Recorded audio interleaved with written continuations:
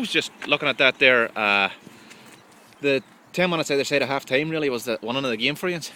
I suppose it was. We got off to a sluggish enough start, and then we sort of first 15 minutes we were struggling to get any rhythm together. And Derrygonnelly were certainly playing very good football at that stage, and they were putting it up as they were moving the ball quick and early. Seemed to be catching us. We seemed to be getting turned over a lot in the tackle.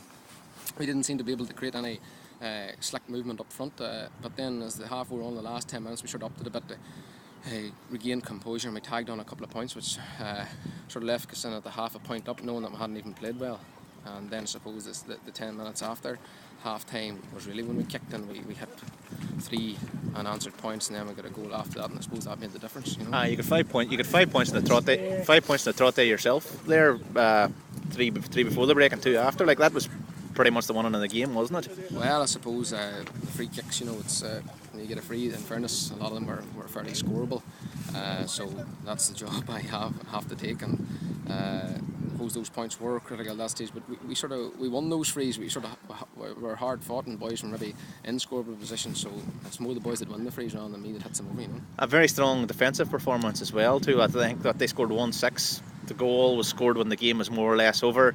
And I think 5 of their points came from free. So like through the body of the game, they scored 1 point from play. Well, I suppose we'd looked up on the video and the boy Paul Ward up front there and Cassidy. They've good forwards, but our defence has been our key this year. Our defence have taken us through games when in midfield and up front we haven't been firing, and our defence has held out, especially in the county final. They were tremendous in the second half. They restricted and given to 4 points. 3 of those were frees as well. So our defence has been the main asset this year.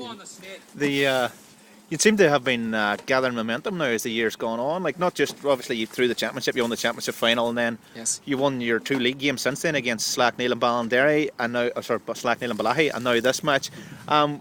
Kilcoo up next, I think, isn't it? And so you must be certainly thinking about this Ulster titles maybe up there. Well, no, but to be honest, we're not. In 03, we never even thought of that.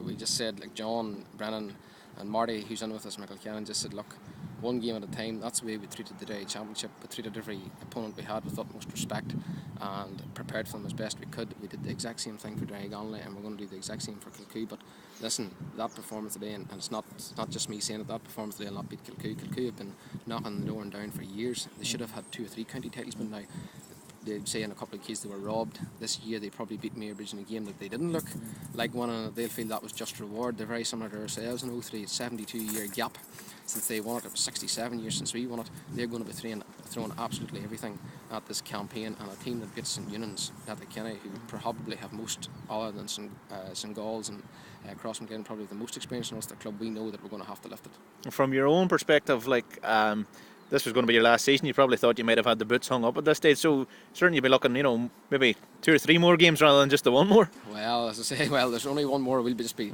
treating that next one as it is. To be honest, I didn't expect to be playing at this time of the year, maybe league football, but there's a bit of momentum there at the minute. It's great. It's great for the club. It's not about me. It's not about. It's about the whole panel. There's 6 players that train every night. It's about those boys. There's boys that didn't even get talking out today, and those are the boys that make the training sessions. Those are the boys that push the players on, the boys that come on, John, the management, and the entire community. It's about the Loup, and we're a small club. We're a proud club with a strong tradition, and perhaps in Derry over the years, and winning this second title, we haven't got the credit we deserved, and I feel that this year more so than anything, and that sort of hurts boys a wee bit because, there was this sort of case that I'd heard various comments like, no, how could the Loup win a championship, and I think that's very disrespectful to the players we have. And when you look at each player individually, I don't see any bad players in that team. I see a lot of players in our sub-bench that would make a lot of other teams, Dead on, Paul. Okay.